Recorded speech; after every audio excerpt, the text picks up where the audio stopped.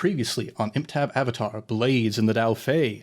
The masked spirits arrived at a pie show shop hoping to meet with Gecko Jr. and Gami the Kite to do some, talking, see how their teams could maybe work together in the future. And when they arrived, turns out some shirshus had shown up and taken the leaders away, and also left a few of the other members of those gangs paralyzed in the shop. So after chatting with Boots a little bit, they decided they would try and follow the trail, and discovered that the shirshus went to the wall from the lower ring up into the middle ring, right around the Ba Sing Se University area. So they headed up into the middle ring, with Tonan disguising himself as the Vice Dean of Invertebrates at Ba Sing Se University, and chose just like exactly the wrong department for you guys, and just put you right into the middle of a big ol' investigation. The Anti-Corruption Task Force and the Ba Sing Se City Guard were investigating Professor Shaw, the Dean of Zoology, because, they have shirshus there at Ba Sing Se University, and that's obviously the first place they would want to look. And so you guys walked along with Professor Shaw and Weiyong of the Anti-Corruption Task Force to go and take a look at the shirshus, and along the way got into a bit of a battle of wits with Professor Shaw, each of you trying to get Weiyong to focus on the other and avert suspicion from yourselves. And though you did manage to get Professor Shaw attacked by a shirshu and carted off by the Anti-Corruption Task Force, you didn't quite manage to evade the suspicion of Weiyong. But that all is out of the way, and now we have some interesting stuff to figure out, just in terms of what we're going to call that entire situation. But we'll get into that now, here in the world of Blades in the Daofei.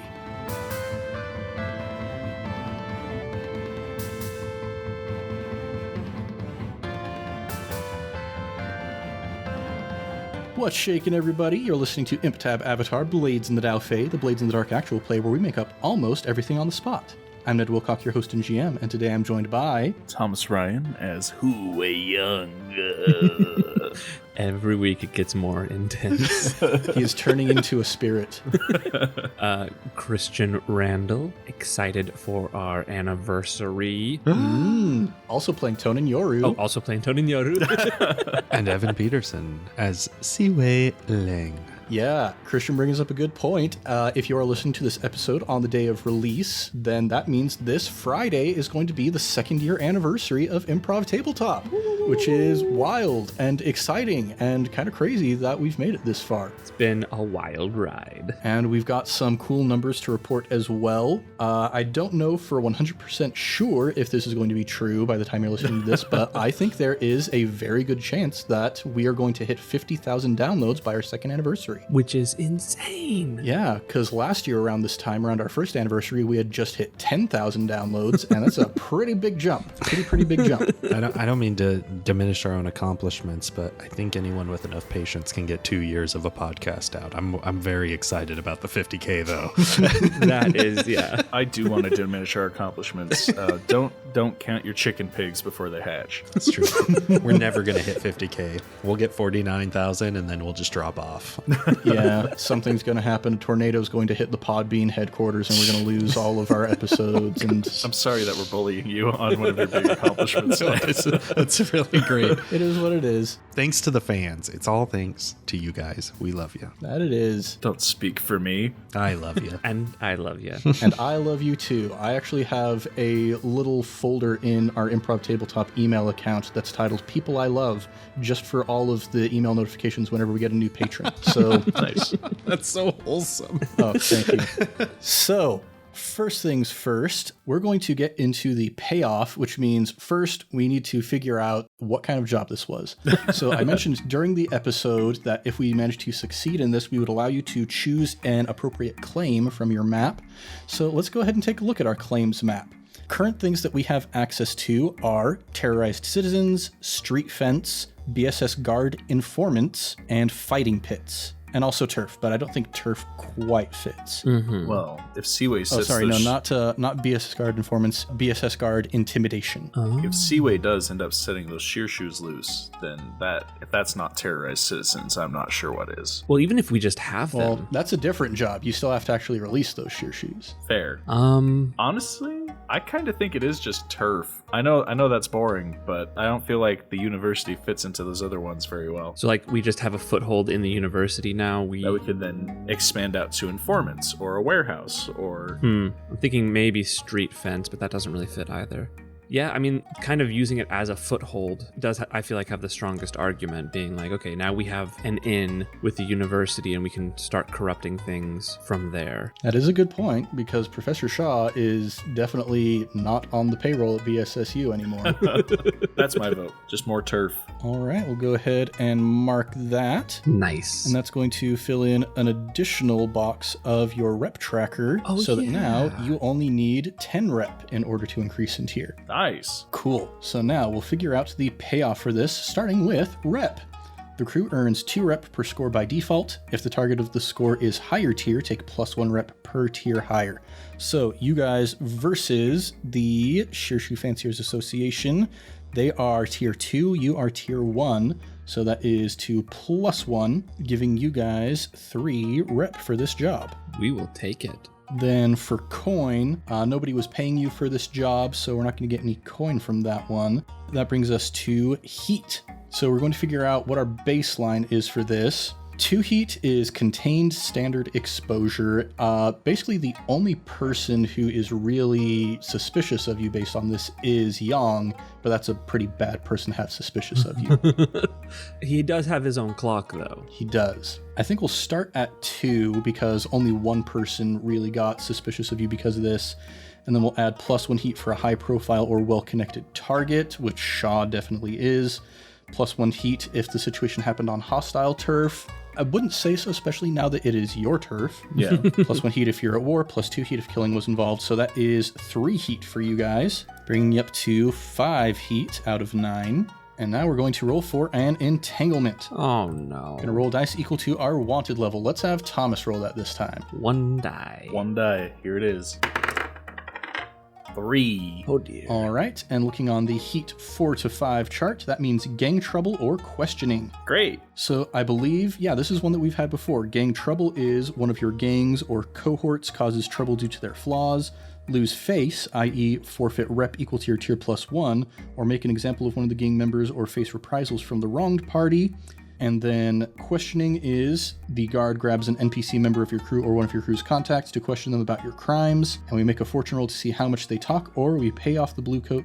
I occasionally have said blue coats because in original Blades in the Dark, that is what they call the guard. So whenever I say blue coats, just know that I mean the BSS guard or the Anti-Corruption Task Force.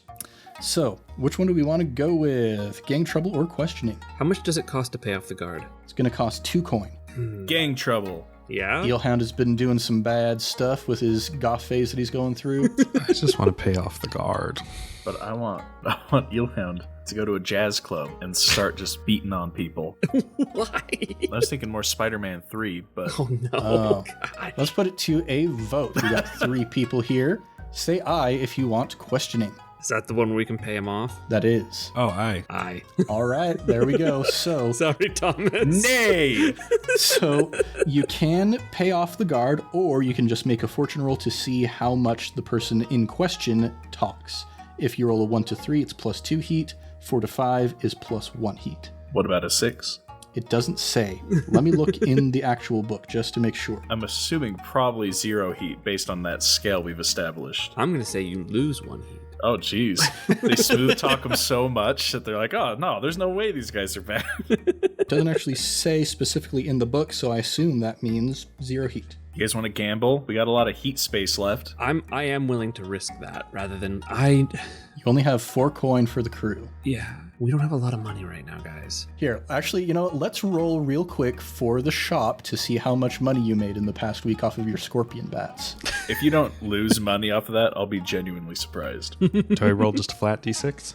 It's going to be with your crew's tier, so yes, 1d6. 2. Nice. All right. That's going to be 1 coin that you folks bring in this week. See, so it's only 1 more coin to just pay him off. Are you willing to pay that coin? From the crew funds, yes. Oh, my word. Ciwei, we're meant to be team players, are we not? That's why we have a team fund. Well, here, let me just give you a little bit of context. If you start taking more heat, that'll bring you up to the highest entanglement table, which includes stuff as demonic notice or show of force or arrest. Yeah, let's pay him off. Let's do that. No, let's tangle with the cops. Well, unfortunately, you're outvoted again. No! Democracy! So we're down to 3 coin in our crew stash. All right. So, once again, Jenna's got good information, and a lot of people know that Jenna's got good information, but you can't have Jenna getting fleeced by the guard. This is ridiculous. Ridiculous. We got to change Jenna's face now so people don't recognize her. Can you do that? Can you change other people's faces? I don't know. Maybe. Jenna's a professional. She knows what she's doing. She knew the job was dangerous when she took it. All right, so we paid him off. We are down to 3 coin. And that brings us into downtime. Ned, did we establish that it would use a full downtime activity for me to get my mask repaired? Yeah, so that would probably be... I don't know that we actually specifically said which it would be, because it wouldn't be Indulge Vice, Train, Reduce Heat. Because it really gives me no benefit other than the flavor of having a broken mask. Yeah. So I haven't been prioritizing it, but I kind of want to go to the Flying Opera Company and have them do the gold repair. Dangerous game, my friend. Yeah. Acquiring an asset is generally about we want to temporarily borrow an asset, but we could just kind of ignore that and be like, you're acquiring an asset in that you're getting your mask fixed. Well, here, first thing I'll do for downtime is work on a long-term project, and that is that I have a clock going for fixing up the entire store and getting it fully modeled, operational, good front. Right now, it's still got sections that are under construction, so I want to keep working on the shop. Yeah, let's actually go through all of these projects real quick just to make sure that we have them all kind of at the top of our minds for everybody. We'll start at the left. We have Yong's Suspicion. That's not a good one for you. Currently 1 out of 4 ticked. Next is Reduce the Debt. 2 out of 12 ticked. Next is Rage Essence Dependency, which we haven't actually talked about how this is going to work mechanically. I figure that every time Ciwei uses his Rage Essence, we're going to mark 1 tick on that. You've used your Rage Essence twice, putting you at 2 out of 6 ticks on that clock. When that clock fills up, interesting stuff's going to happen. Next is Who's On First, which is the soup kitchen that Weiyong is fixing up. Currently at 3 out of 6 ticks filled. Then got Fixing Up the Storefront, which is connected to Becoming a Breeder. Fixing Up the Storefront is 3 out of 4. Becoming a Breeder is 0 out of 6. And then we've got the Singing Bowl. Ooh boy. Word. Yeah, so the construction of the room and of the Singing Bowl is currently at 3 out of 12 ticks, and getting the copper is at 0 out of 8 ticks. I like that I was to Ned saying, hey, I need it to be a crushing amount of debt that I'm trying to get paid off here. And it's less clock segments than your Singing Bowl. That's because yours is rational. All right, so I need to get that last segment of fixing the storefront off, and I can work on becoming a certified animal breeder. Yeah, so what trait would you like to roll? Well, I can't fight the store, so finesse maybe? This is we're done with the brute construction. This is decoration and making it look nice. It needs a light hand. All right, yeah, that works for me.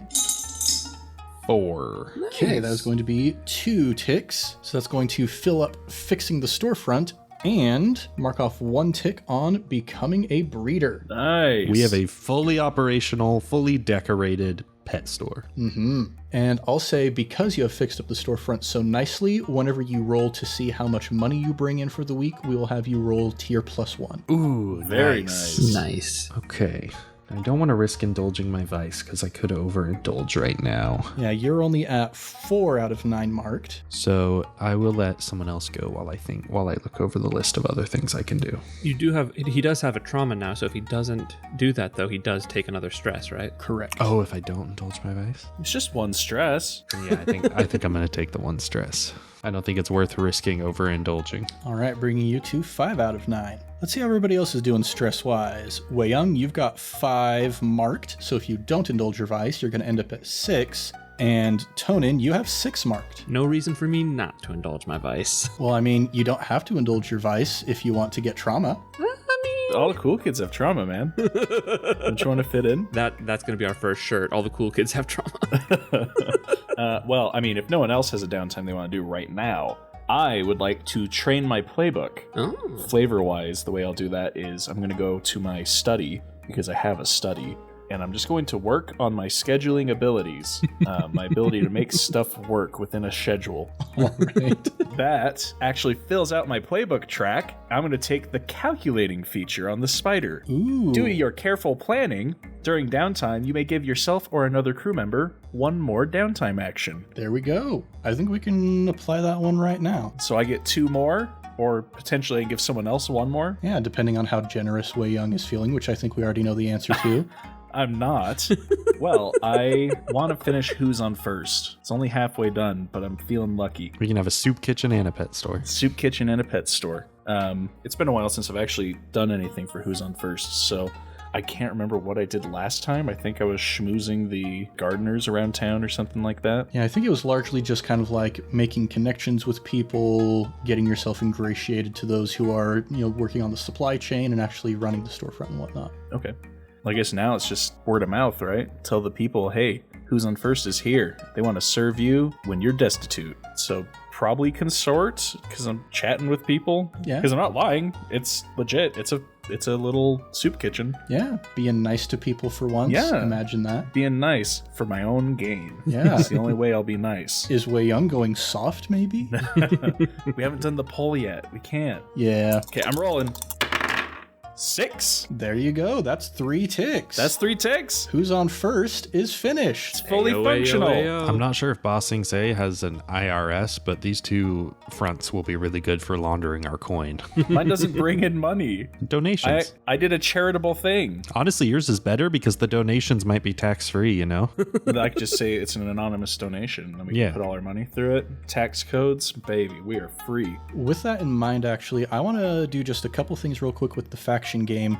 So, first things first, the Shirshus Fanciers Association is not a thing anymore. What, they're just gone? Yeah, so the whole system that they were built on was the fact that Professor Shaw had access to Shirshus, and now that they don't have that anymore, I mean, it was a precarious situation from the beginning. It wasn't a good organization. We've deleted 2 factions in this so far. Yeah, the Gardeners and the Shirshus Fanciers Association are just no longer a thing at all within Ba Sing Se. We didn't even mean to delete them. We're the BSS guards' best friends. We're doing more work than they are. I'm going to clean up this city myself. You really are Batman. Yeah, you are probably going to gain a little bit of attention from some people, though, because of what all is going on here. So first of all, with your whole laundering situation that you've got between Leng's Discount Pets and Who's on First, the Laundry Club is not too happy about that. You're going to lose 1 status with them. I just want to point out that I did intend for Who's on First to be totally legit. I know we joked about money laundering, but I did have every intention for it to be just completely scum-free. For real? why? Yeah, well, the thing is, Uncle Mock, who is currently running the Laundry Club, he perceives you guys as really kind of infringing on their operation. I don't think we've spoken about the Laundry Club at all yet. They are a splinter faction of the Yellownecks, which that's a whole other story that we don't necessarily need to get into right now. But basically, Mock, one of the former leaders within the Yellownecks, has started the Laundry Club as a hawker organization to launder money for people. And they think that maybe you're stepping in on their turf a little bit. The other organization that is not going to be very happy about you going in and deleting other gangs is going to be the Fanged Mercenaries. So they're going to take -1 status with you guys. Because they work for other people, I assume. They're mercenaries, so less people to hire them means less work. They have internal reasons for why they're not happy about what you've been doing. Oh. Is that who Mercy works for? It is. Okay, cool. So now I know where Mercy works. Stop. I hate that everyone else's villains are villainous and mine's cool. I still have 1 more downtime I haven't used. That's true. You could always give it to someone else. I could, but I'm not. I think it's time for the first time for me to indulge my vice. Ooh, baby. I've got 5 out of 9, so there's only a 1 out of 6 chance that I mess it up. All right. I got to look that up. I don't even remember who my person is. Yeah, it's been a hot minute since we've spoken about this. I know that you gave her a name at one point and a little bit of detail in regard to that. Yeah, Weiyong. Weiyong, yes, your fortune teller. Yeah, wait, I thought you did this once. I've never indulged my vice. I swear I remember you going to get your fortune told. I've talked about it, but I've never actually done it. Yeah, so you head on down to Weiyong. I would imagine that, Weiyong being a kind of fancy-pantsy fortune teller is probably in the noble district. Actually, I wrote all this down in my backstory. Weiyong is a nondescript fortune teller in the lower ring. There we go. Is there perhaps a reason why you wanted a lower ring fortune teller instead of a higher class fortune teller? Well, the thing is, when I first met Weiyong, it was not in the context of the lower ring. There was a circus that was in town, and she was telling fortunes there, and turns out Weiyong can straight up tell the future, so I kept her on my notes. That in mind, Weiyong probably has some connection with the Flying Opera Company. Oh boy, that's fun. Yeah, I mean, nothing has to happen necessarily because of that, but the connection is there if it is of interest to you. Sure, why not? Anyway, I'm gonna go indulge my vice. I have had a rough go. I need to figure out what's gonna happen next, and she's the way. Yeah, you step in through the sort of tent flap. It's a very, very small kind of like ramshackle, just sort of like almost between two buildings. She overtook an alleyway and turned it into her business front.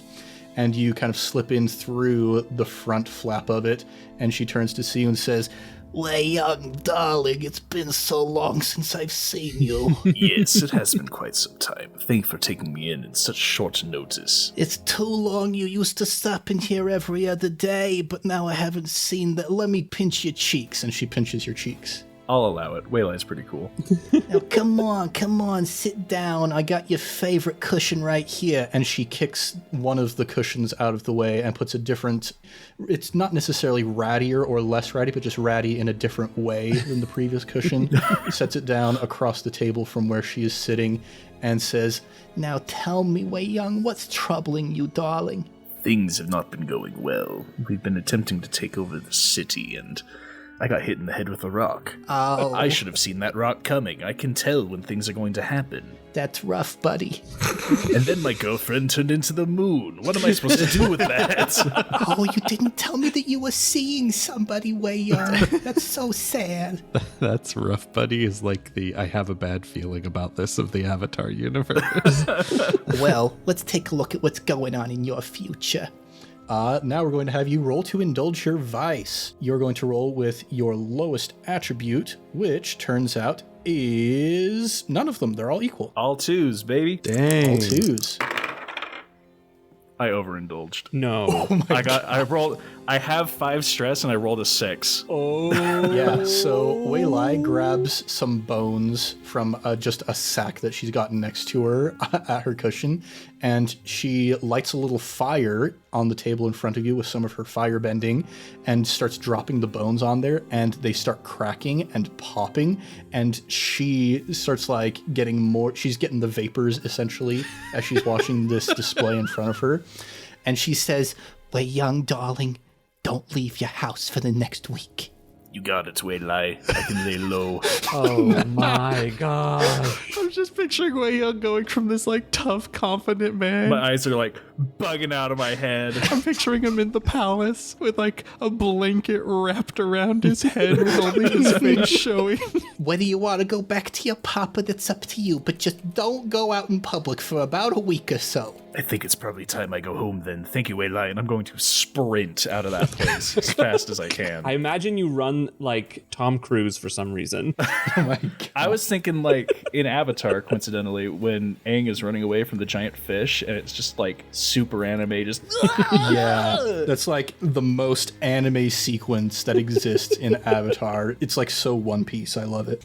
So let's talk about what happens when somebody overindulges their How could vice. this have happened? I rolled 2 dice. One of them, I did get a 5, but I also got a 6. If your vice roll clears more stress than you had marked, you overindulge. A vice is not a reliable, controllable habit. It's a risk, and one that can drive your character to act against their own best interests. When you overindulge, you make a bad call because of your vice, in acquiring it or while under its influence. To bring this effect of this bad decision into the game, select an overindulgence from the list. Oh, there's specific stuff. All right. Yeah, so you either attract trouble, select a roll an additional entanglement, you brag about your exploits, take +2 heat, lost, your character vanishes for a few weeks, play a different character until this one returns from their bender. When your character returns, they've also healed any harm they had.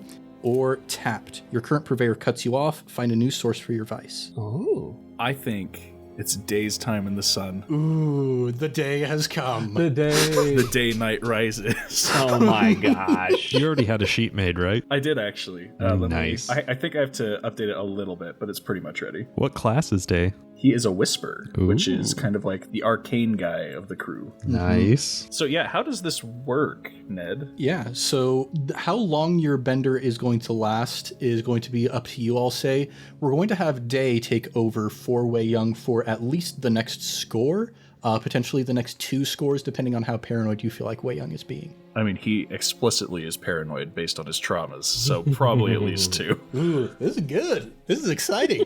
The one time I indulge my vice, this is ridiculous. That is pretty funny. It's your fault for making all your stuff so balanced. They make fun of me because when I indulge my vice, I have to roll 2, take the lower, but you know how likely I am to overindulge that way? Pretty low. Well, the thing is, I've got the spider has an option called functioning vice. It says when you indulge your vice, you may adjust the dice outcome by 1 or 2 up or down. And so if I'd taken that, we'd have been good. Oh, you should have done that. Well, instead, though, I see you have here in the name slot, Day S Ex Machina. Yeah, that's his name. He's from Avatar Europe. Okay, you guys keep doing your stuff. I'm gonna be building Day real quick. Yeah, you're going to be practicing your Michael Caine impression. Ned, I know what I want to do for my other downtime activity. All right, what do we got? Now that I'm done with the storefront, I'm going to take some of the spare construction materials we have around back of the shop, and I'm going to go back there and in the evenings or early mornings, just take some time each day between this job and the next to go back and break some boards, maybe do that old school karate thing where they like punch bricks to strengthen their knuckles, just do some like general training that way to get 1 XP in prowess, which pushes me over the line, and I'm going to put it into rec. Nice. When you train prowess, though, you get 2 XP because of your training. That's true. So I'll have 1 more. Ciwei's stats are so stacked. You currently have 8 action dots in prowess, 2 in resolve, and nothing in insight. Jeez. I am a one-trick pony, But you're really good at it. right? You might say that the balance of your stats is a little unstable. Oh my word. If only we were playing a different system where balance mattered. All right, so that is all of Weiyong's downtime actions, all of Ciwei's downtime actions. How about Tonan? I don't think I can overindulge, right? You cannot. Then I will definitely be doing that. I will roll, I believe, 2 dice because everything's at 2. Yep. Where are you going to go to draw faces this time? I know that the monorail system is still under construction, but I know one of the first ones they built was a rail to go all the way to the outer wall that would just run from the upper ring all the way to the outer wall for, the nobles to get around quickly. So I'm going to take that one line and go straight out to the very outer wall wearing the face of a guard. And I'm going to basically go on a patrol. I'm going to go and sit up there maybe just a night or 2 watching people come and go and drawing faces. Yeah. And as you're kind of looking around at all the stuff going on here, drawing the faces of a couple of the other guards, for example, but you can also see at one point pretty clearly the shanties that have been built outside the outer wall of Ba Sing Se. Because there's a lot of people in the Earth Kingdom who are very frightened of Qin the Conqueror, but Ba Sing Se is under lockdown, so people can't get in, people can't get out. So there's just like these entire communities that are being built up outside the walls of Ba Sing Se of these people who are desperately trying to get in. And there's only actually one faction that exists outside of Ba Sing Se in the shanties, and that is the Painted Zealots. And you can see at one point the leader of the Painted Zealots, Brother Y, he's out there, and he's an interesting dude. Like, he's pretty notorious because this is another splinter faction of the Yellownecks. And this guy, he lost his nose at some point, and so he has like this weird strap that he wears across his face. But you notice that him and a bunch of the other people have their faces painted up like Kiyoshi. and he is just radically like frothing at the mouth, proclaiming the virtues of the Avatar and denouncing anybody who would ever try to get in her way. And there's, a lot of people who are listening, but a lot of people are like, this guy freaks me out. He is really scary. So that's, kind of a little bit of what's going on with the Painted Zealots. Interesting. I get a good look at him, though? You get a pretty decent look at him, yeah. And I will definitely make sure to draw his face. Yeah, you can have another face that doesn't have a nose. All right, let's go ahead and roll these dice. A 4 and a 6. All right, down to 0 stress marked. Ridiculous. Can't believe this. That being said, I really need to get back there and start working on my singing bowl. Things are getting a little rough on that edge from all that's been happening. A little bit. So I feel like it would be really good to get that one working properly. So first I will roll, I guess, and then depending on what I roll, I will let you know what I accomplish. Okay, which trait are you going to roll with? I'd probably either do finesse or tinker, although I might be able to just sway someone to do some of the work for me. I think I'll do tinker. All right. Can you push yourself on a downtime? I think so, because you're going to be making a trait roll. No, I got a dot in tinker. We'll not worry about the specifics. I'll say sure, because you did just spend an entire action to get rid of stress, but if you want to give yourself more stress, then that's your prerogative, I suppose. Yeah, I will stress myself out because honestly, I am stressed about this project. So I will tinker. Let's see what I can roll. So Ned. Yes. I rolled 2 1s. That's bad. About as bad as it gets. Yes, you are, as you're trying to work on this room, work on this space, trying to work on, gathering the resources, you are maybe more shaken than you realized you were. Yeah, but what I'm trying to do is I'm trying to go ahead and the room is there, so what I'm doing now is I'm taking a chisel and start getting the solar system drawn out around the central hole, and then little inlays to lay each bowl into. But I keep getting my measurements wrong, and I keep the planets aren't in their right place, and I'm like, no, if it's harmonic convergence, I need to make sure this planet goes here and this planet goes here, and the whole thing's a bust, and I just waste my time, I think. Yeah, you do manage to get 1 tick, but even then still, it's I almost imagine that as you're there with this chisel working in the stone and you make a little teeny mistake that's it's not going to work now, and just the frustration of being if I could earthbend still, then I could just fix this and wouldn't have to worry about all this garbage. I am having more and more moments recently where the lack of my previous earthbending is becoming quite frustrating. Mm-hmm. I'm not going to spend any rep or coin to try and increase my personal things because, first off, I have no individual coin, and I'm not going to spend the groups.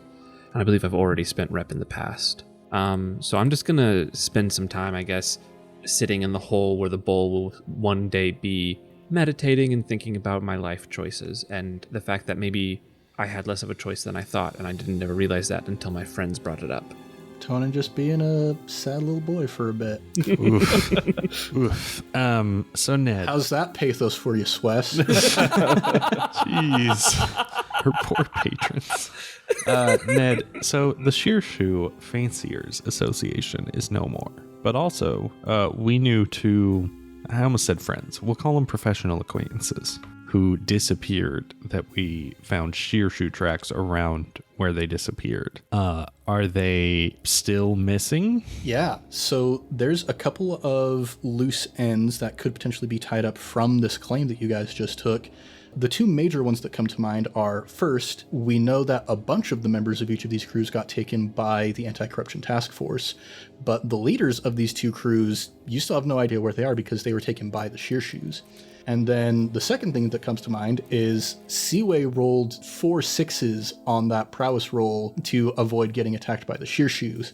How is Ciwei feeling, just broadly speaking, about that situation with the Shirshus? It's part of what kicked off finally working on my becoming a breeder clock, because Ciwei feels validated that moment when he realizes that this dream he's been pursuing is maybe really more of a calling, something deep inside him. He just feels I'm a natural with animals. That Shirshu, one of the hardest animals to work with, just loved me. It didn't attack me. It didn't lash out at me.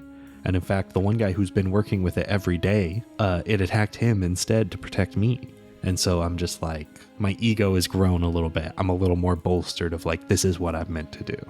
So let's convene the minds. You guys are kind of in the back room, and Eelhound is like, so what you're telling me, Coinworth, is that Weiyong is just sitting up there in his daddy's place in a blanket by the fire with a big old cup of tea in front of him. Oh, crap, I have to do the voice now, don't I? I was not prepared for this. The look on your face when you realize you're like, oh, crap. I can't just, oh, yes! Where do you think he gets that accent from? Shoot, how do you do Michael Caine voice? Can you do Michael Caine real quick, Ned, so I can copy you? Why do we fall? Michael Caine. Why do we fall, Master Wayne? Michael Caine. Oh, perfect. Well, you see, Master Eelhound, young Master Weiyong is having a bit of a rough time, and why do we fall? Put a little more confidence behind it, and you're actually not too bad. Yeah, you're doing pretty good. Why, thank you, young Master Ned. It's me, Michael Caine. Michael Cainworth. Well, I honestly will say I can't blame him too much because things have been pretty rough for you guys lately. Yes, they have been quite rough, haven't they, young Master Eelhound? In any case, I'm going to go watch the front while you people take care of all this. I've got, those scorpion bats that they're adorable. I'm going to go hang out with the scorpion bats while you guys figure out what you're going to do next. That's a great idea. I'm going to go speak with my new compatriots because I've been here the whole time.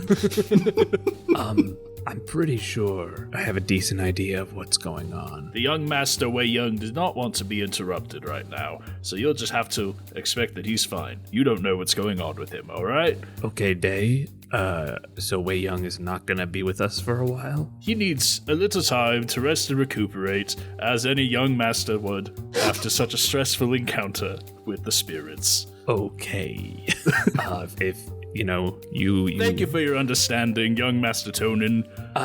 Hey, Day. Yes. Did Weiyong tell you about me? Oh yes, I've known since the beginning, young Master Tonan. Oh, of course you did. Classic Day knows everything. I don't know if you guys know this, but it was established a session or two ago that I have tremor sense, and I can tell you don't have a face. I've known since the very beginning. I guess that would actually be true.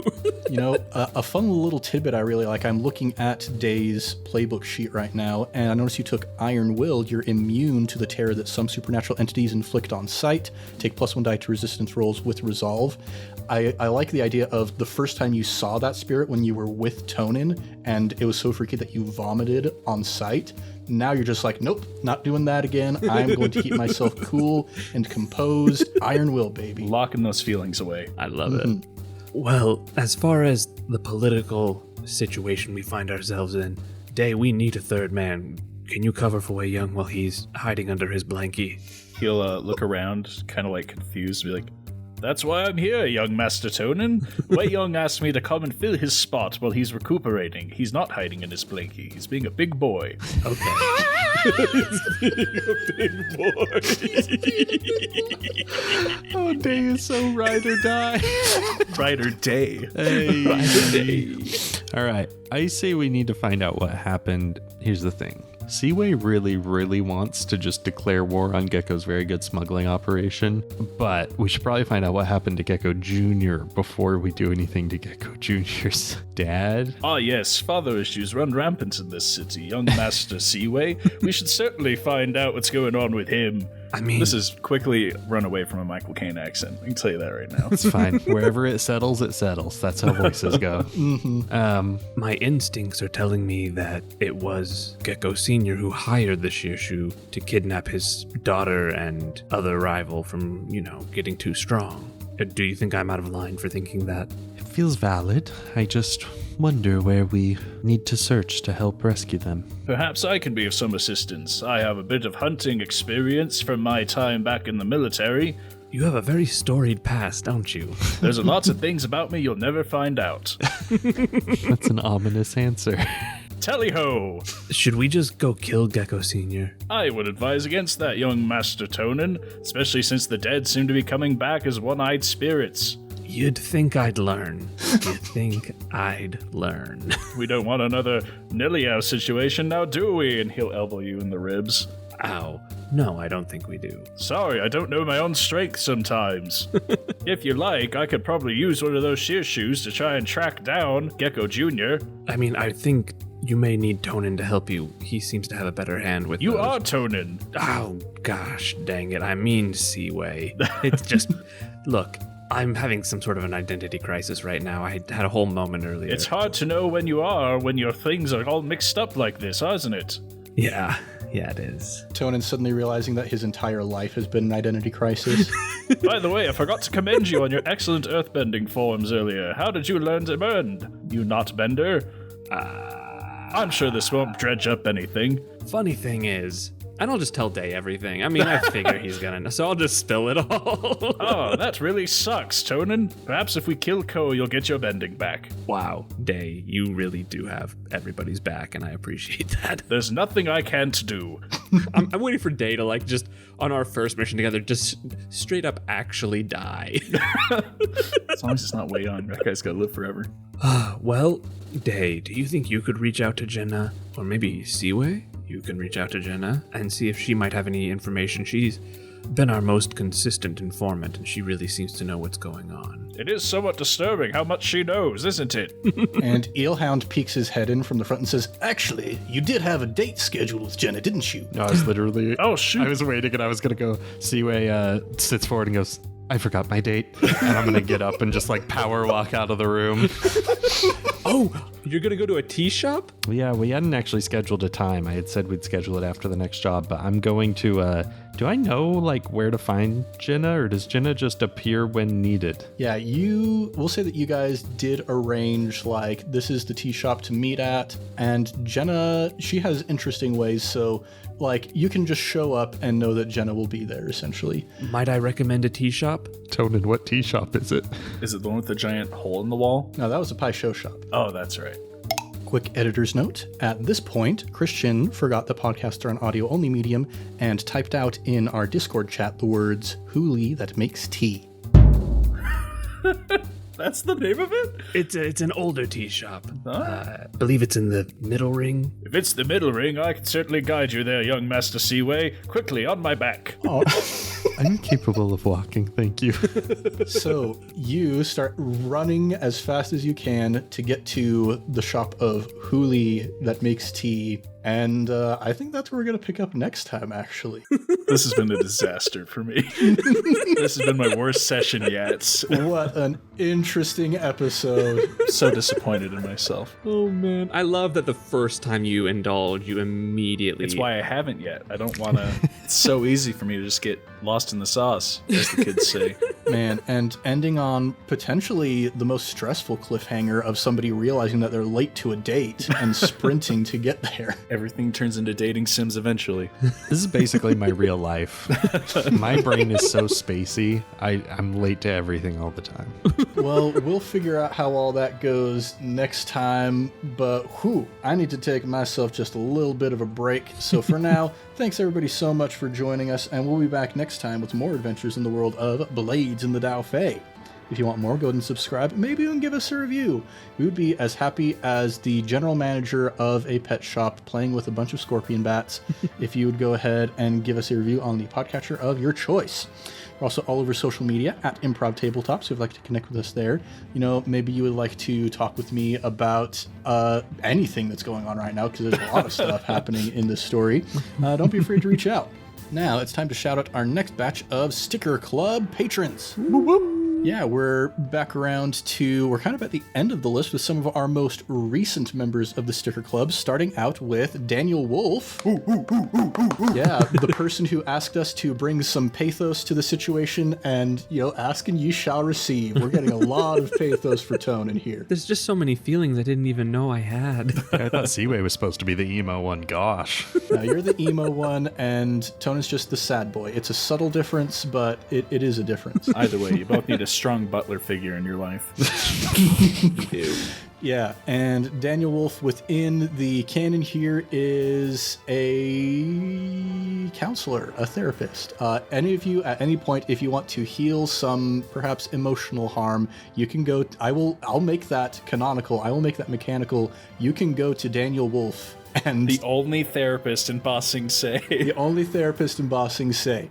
Next person we're shouting out is Mitch David. Mitch David. So we're going to have to maybe dig a little bit into the history of the tea shop of Hu Li Who Makes Tea, because that happened a far distance in the future originally in 10,000 Things. Oh. But it is, we have established that it is a much older shop. And, you know, maybe Mitch David was the original Hu Li that made the tea. Maybe. Who knows? Hu Li make tea, maybe Mitch David. Whoa, hold up. Okay, I have something to say after this. Do the plugs first. All right. And the final person that we're shouting out is our newest member of the Sticker Club, Tetra Slash. Yes, known to many within the patron Discord as Al Scapone. Tetra Slash actually was the progenitor of the ska movement in Ba Sing Se. The Ba Sing Se ska scene. Yeah, but it didn't really take off in popularity until the second wave of ska, when Ryon Tsungi invented the Tsungi horn, much down the line in the Avatar-verse canon. Wow, we're getting so many tie-ins with 10,000 Things in this episode, aren't we? In any case, many thanks to all of our beautiful Sticker Club patrons, and we'll have more to shout out next week, but if you want to join their ranks, consider joining our Patreon at patreon.com/improvtabletop, where you can also get bonus episodes, Discord access, biannual sticker packs, and more. Thomas, you had something you wanted to say? So Weiyong, my previous character, who I no longer play, and Hu Li, is Hu just a really common last name, or is that like Weiyong's cousin? Shoot, dang. Yeah, yeah. That'll be Weiyong's cousin. All right. Canon. Cool. There you go. I just noticed who, you know? Yeah, and we've got Weiyong, and we've got Wei Lai, and we've got Ciwei, and we've got Weiyong. Gosh. That was it. That's all I had. Sorry. Awesome. Let's do a round of plugs.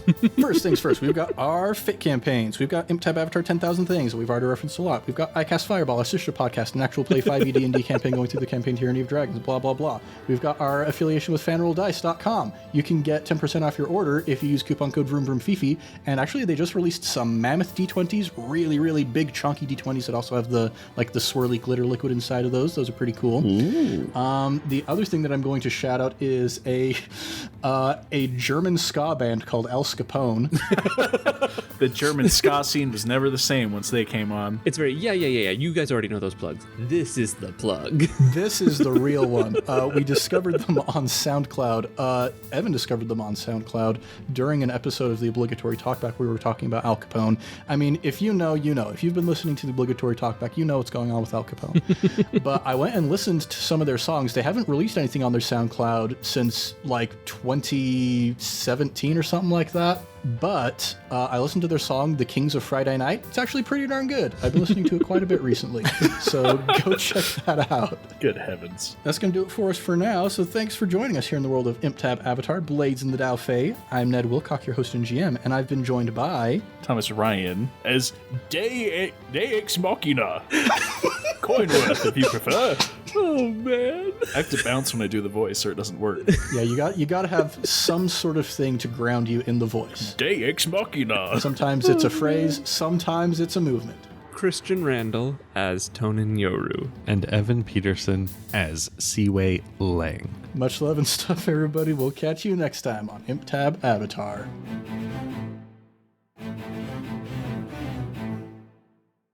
How much coin does Ciwei have, just out of curiosity? That's not what's important right now. What's important is what the crew... It's kind of important. I think what's important is what the crew has available for crew expenses, and Ciwei has what Ciwei has for Ciwei expenses. Wow. Okay, so I think the audience is going to enjoy this. So let's start with Weiyong, who has 2 coin in his stash and 0 coin in his discretionary funds. I'm broke as a joke. Oh, no, sorry. That was Tonan. Yep, Tonan has 2 stash and no coin. Yeah, who isn't doing much better, though? He has 2 stash and 1 coin. And Ciwei has 7 stash and 1 coin. Yeah, that's what I'm getting at. Ciwei has bills to pay, okay? Why aren't you paying them? You've got a huge stash. Got bills to pay. He got mouths to feed. Exactly. Ain't nothing in this world for free. Ain't no rest for the wicked. Your bank account's overflowing, and you're like, oh, I'm so poor, guys. Look. I've only got 7 coin available to me. All I'm saying is paying off the guard is a crew expense, and it comes from crew funds. Why don't you guys have any coin? I've been blowing it, man. I needed more downtime activities. I've paid off people out of my own funds, mind you. I thought you were supposed to be rich. I mean, you're like a noble. I could just go to my dad and be like, hey, I need a bucket of cash. And then he'd be like, all right, sounds good. Because he's my dad and he'll do anything I ask of him. Of course. I improv'd that, so it's true now. Hey, do you think your dad could buy me a big singing bowl? Hey, Dad, this is my friend Tonan. Don't look at his face. He really needs a big singing bowl. You know what? Honestly, if you want to go to Weiyong's dad and be like, hey, can you give me some cash? He could give you a job to do. No, we're not seeing my dad. Oh. I'm just going to tell you right now. Maybe I'll just do that. I will kill you. Okay. I'll do it myself.